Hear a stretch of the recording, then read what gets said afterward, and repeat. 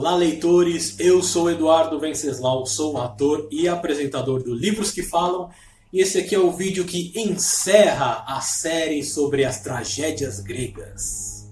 Após a exploração do destino em Édipo, agora mergulharemos em uma das personagens mais complexas e controversas de toda a literatura, Medeia, em sua obra homônima de Eurípides. É uma peça que subverte as convenções de seu tempo, apresentando uma protagonista feminina forte e aterrorizante, questionando a moralidade e a justiça.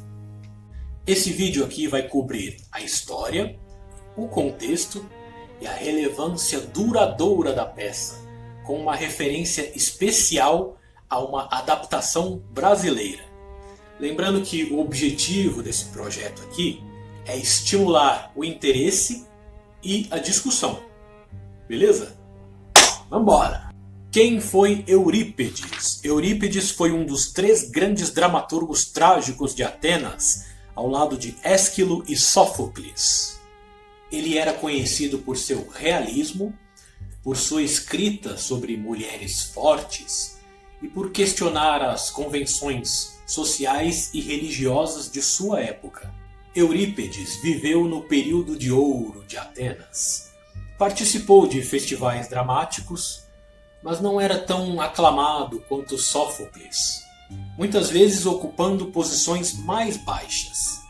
Suas peças frequentemente irritavam o público, pois não ofereciam soluções fáceis e desafiavam o pensamento tradicional. Ele foi um inovador que se concentrou mais na psicologia de seus personagens e nas motivações humanas, ao invés de focar no destino ou na vontade dos deuses.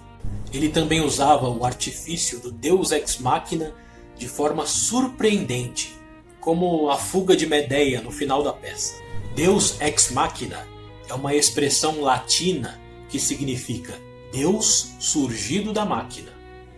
Originalmente, no teatro grego, um ator que representava uma divindade era baixado ao palco por um mecanismo, a máquina, para resolver um problema insolúvel da história, salvando os protagonistas de forma sobrenatural e inesperada.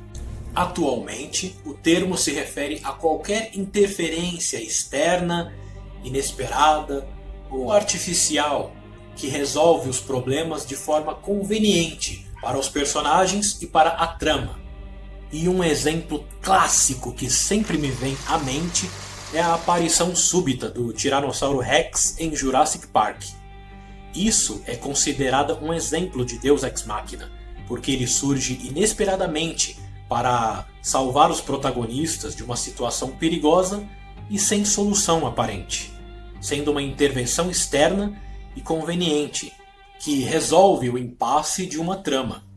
E uma das marcas registradas de Eurípides era a sua empatia por personagens marginalizados, mulheres, escravos e estrangeiros.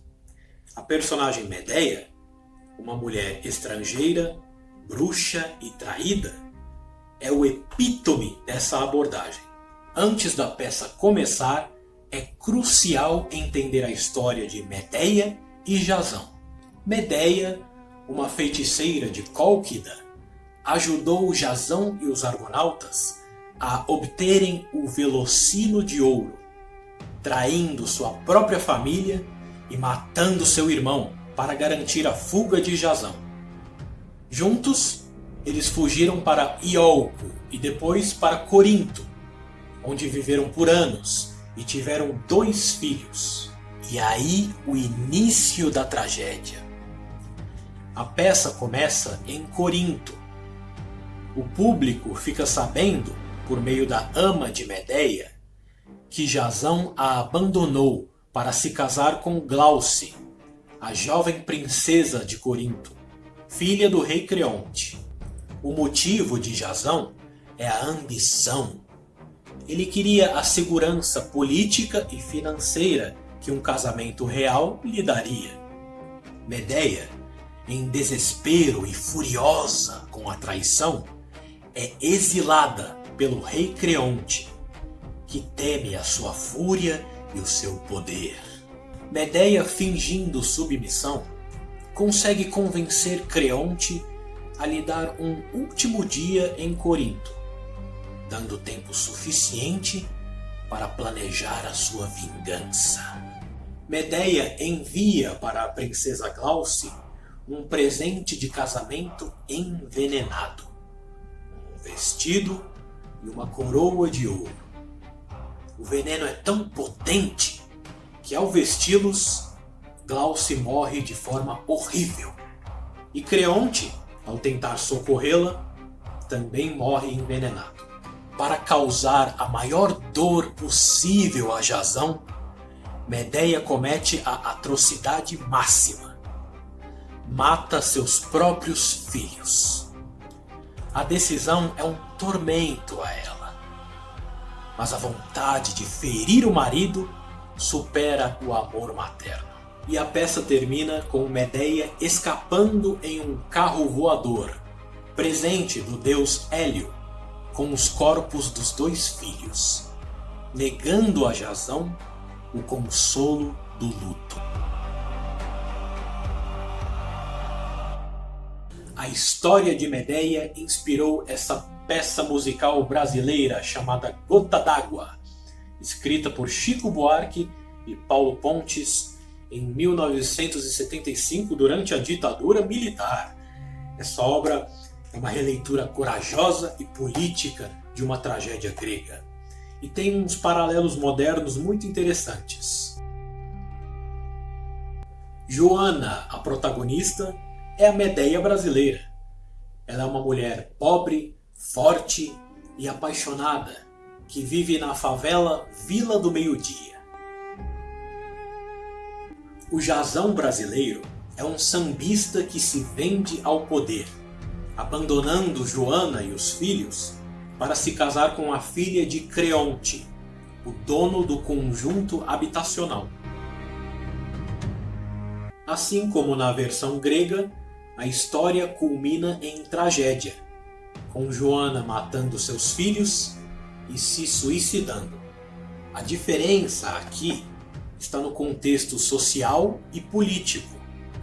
A tragédia de Joana não é apenas pessoal, mas um reflexo da opressão, da pobreza e da exploração do sistema.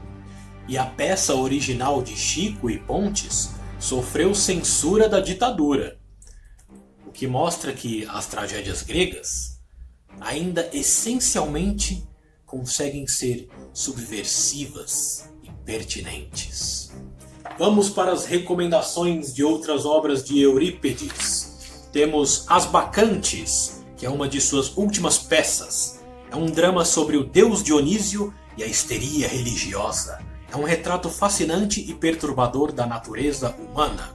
Temos também As Troianas, uma peça anti-guerra que mostra a miséria e o sofrimento das mulheres de Troia após a guerra, criticando a brutalidade dos gregos. Hipólito, uma tragédia que explora a obsessão e a paixão avassaladora de Fedra por seu enteado Hipólito, com consequências devastadoras. E Hécuba, outra peça anti-guerra com a rainha Hécuba, viúva e escravizada, lidando com a perda e a vingança. Minha gente, Medeia é uma obra que nos força a questionar a justiça, a traição e a natureza do poder. A personagem Medeia, embora assustadora, é um lembrete da força avassaladora das emoções humanas quando confrontadas com a injustiça. E essa releitura aqui, Gota d'Água, também é um lembrete de que essas são questões atemporais e que se encaixam e aparecem em diferentes contextos. Leiam as outras obras de Eurípides, leiam também Gota d'Água e procurem montagens dessas peças e deixem suas opiniões sobre nos comentários. Vocês acham que a peça sugere que as mulheres na sociedade grega tinham um poder real? Ou que a única forma de agirem era através de atos extremos? Muito obrigado pela sua audiência. Curta, comente, compartilhe e continue seguindo o Livros que Falam. Tchau, tchau e boas leituras!